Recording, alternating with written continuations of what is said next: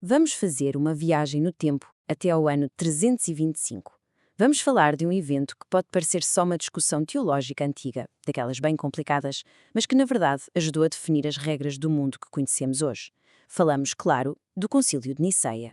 Como é que uma única ideia podia ameaçar destruir o império mais poderoso do mundo? Parece um exagero, não parece? Mas no século IV era bem real. Uma discussão religiosa estava literalmente a causar o caos e a ameaçar a unidade de todo o Império Romano. Ok, para percebermos isto, vamos situar-nos. Início do século IV.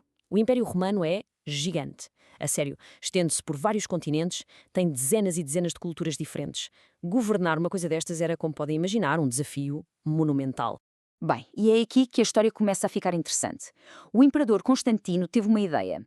E se o cristianismo fosse a supercola para manter o Império unido? Parecia um bom plano. A grande ironia é que uma discussão dentro do próprio cristianismo estava a fazer exatamente o oposto, estava a partir tudo. E a faísca que ateou este fogo todo chamava-se arianismo. O nome vem de Ário, um líder religioso lá de Alexandria. Ele começou a ensinar uma coisa que na altura era super polémica, que Jesus, o Filho, não era eterno como Deus Pai. Em vez disso, seria a sua primeira e mais perfeita criação. Ora, para muitos, isto mudava completamente as regras do jogo. E a ideia, bem, espalhou-se que nem um incêndio. O caos era tal que Constantino tomou uma decisão radical, algo que nunca antes tinha sido feito. Decidiu convocar uma mega reunião com todos os líderes da igreja para, de uma vez por todas, resolverem o assunto. E quantos apareceram? 318 bispos. Pensem só na logística disto naquela altura. Estamos a falar de pessoas que viajaram de sítios tão distantes como a Pérsia, a atual Geórgia, tudo para se encontrarem numa cidade chamada Niceia, na Turquia de hoje.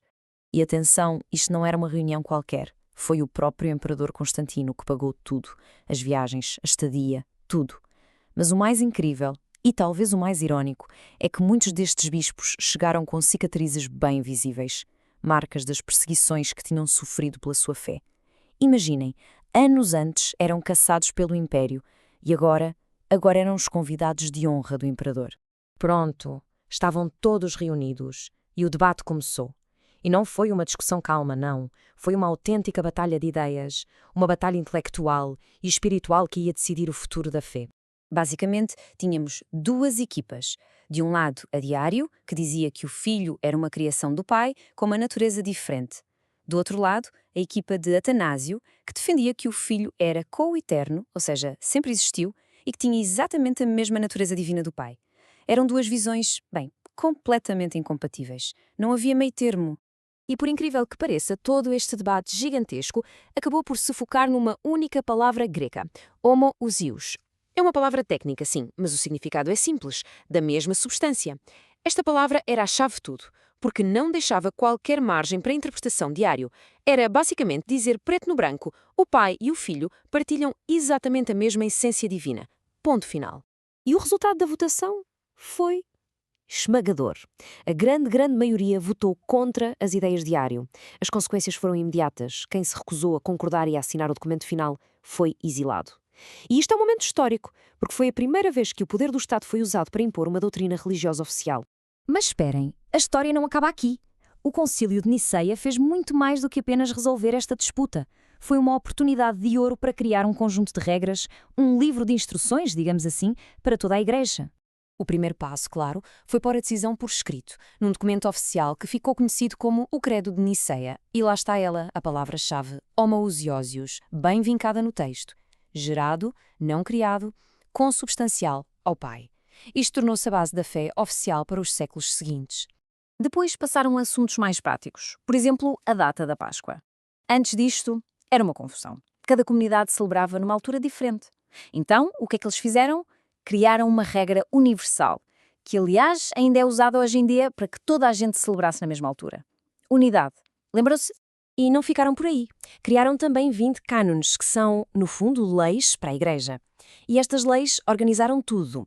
Definiram a hierarquia de poder entre as cidades mais importantes, como Roma e Alexandria, proibiram o clero de andar a saltar de cidade em cidade só por interesse pessoal e até definiram coisas tão específicas como a postura correta para a oração. Foi uma reorganização completa. Ok, a história é interessante, mas, afinal, por que é que esta reunião de há quase 1700 anos ainda é importante hoje? Bem, Vamos ver o legado Niceia. O impacto foi, honestamente, gigantesco. Primeiro, Niceia criou um modelo. Quando há um grande problema, juntam-se todos numa grande assembleia para decidir.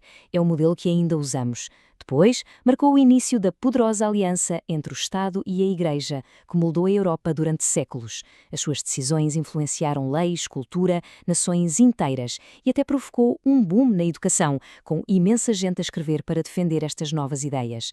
E tudo isto nos deixa com uma pergunta final para refletir. Quando o poder e a crença se unem para criar uma ordem única, quem é que ganha realmente? É uma questão complexa e que, se pensarmos bem, continua a ser muito, muito relevante nos dias de hoje.